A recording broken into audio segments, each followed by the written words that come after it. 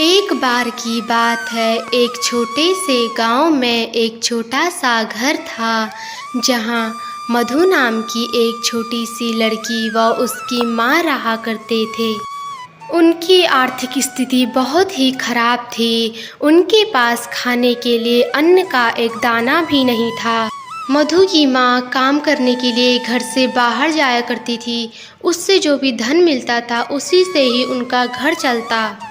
परंतु अब मधु की माँ बहुत ज़्यादा बीमार होने लगी, जिससे कि वह अपने काम पर भी नहीं जा पा रही थी और घर में जो भी बचा कुचा हुआ राशन था वो भी अब खत्म हो चुका था।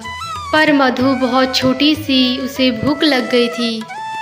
उसने अपनी माँ से कहा, माँ मुझे भूख लग गई है, माँ कुछ बना दो, मुझे भूख लग गई है। मधु की माँ बहुत ही बीमार थी, पर बेटी को भूखा देखकर माँ से रहा नहीं गया और उसने मधु से कहा, बेटी बस आज के दिन तुम भूखा रह लो, कल मैं ठीक हो जाऊंगी तो काम पर जाऊंगी और तुम्हारे लिए ढेर सारा खाना लेके आऊंगी। यह सुनकर मधु बहुत ही खुश हो जाती है। मधु एक समझदार लड़की है, पर वह अभी उम्र में बहुत छोटी है, इसलिए वह कोई काम भी नहीं कर पाती थी। और मधु अपनी माँ से कहती है, माँ मैं बाहर बगीचे में जाती हूँ, अगर कोई फल मिल गया तो मैं तुम्हारे लिए एक फल लेके आऊंगी, जिससे कि तुम जल्दी ठीक हो जाओगी। और भूख से बेहाल मधु फल ढूंढने चली गई। और चलते चलते मधु बगीचे में पहुंच गई, पर उसे एक भी फल न दिखा। इसलिए उसने सोचा थोड़ा और आगे चल दिया जाए, शायद फल मिल जाए। पर मधु को एक भी फल न मिला। उसे बहुत भूख भी लग गई थी, जिससे वह बहुत ही उदास हो गई थी। अचानक मधु की नज़र पास में एक घर पर पड़ी और वह उस घर के पास चली गई।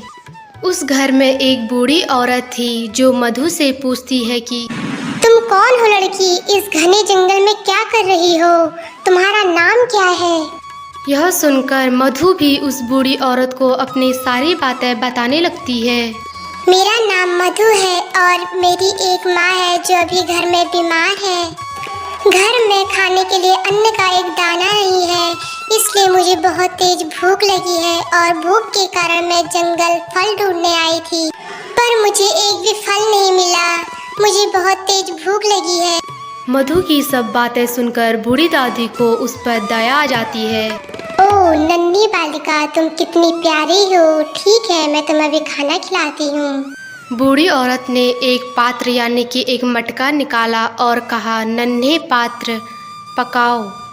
जादुई मटके ने खीर पकाया और कटोरा भर जाने पर वृद्धा बोली, नन्हे पात्र रुक जाओ। जादुई मटके ने आदेश का पालन किया और पकाना बंद कर दिया। मधु ने भी जी भरकर खीर खाया। अब वापस आते समय बूढ़ी औरत ने मधु को जादुई मटका दिया और कहा कि तुम इन जादुई शब्दों को सदा याद रखना। जादुई मटका लेकर मधु अब घर को आने लगी। मधु जल्दी जल्दी अपने घर को चली गई और घर पहुंचते ही उसने अपनी माँ को सारी बातें बताई, कैसे बूढ़ी औरत ने उसको खाना खिलाया और एक जादुई मटका दिया है। मधु अपनी सारी बातें बताकर अब थक चुकी थी, इसलिए वह सोने के लिए चली गई। अब माँ ने कहा, नन्हे पात्र पकाओ। जादुई मटके ने खीर बनाया। धीरे धीरे करके घर के सारे बर्तन खीर से भर गए और मधु की माता उसे रोकने के लिए जादुई मंत्र नहीं जानती थी। सोकर उठने पर मधु ने कहा, नन्हे पात्र रुक जाओ। जादुई मटके ने पकाना बंद कर दिया। फिर दोनों माँ बेटी ने हंसी खुशी में सारा खीर खा लिया। हमें अपना काम सोच समझकर करना चाहिए।